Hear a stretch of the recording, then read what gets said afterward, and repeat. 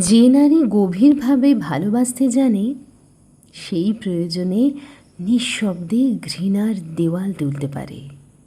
যে নারী সামান্য কষ্টেই চোখ ভিজিয়ে ফেলে সে নারী ভেতরে ভেঙে গিয়েও দৃঢ় হয়ে দাঁড়িয়ে থাকতে পারে, কারণ তার শক্তিটা তার নীরবতার ভেতরেই লুকোনো।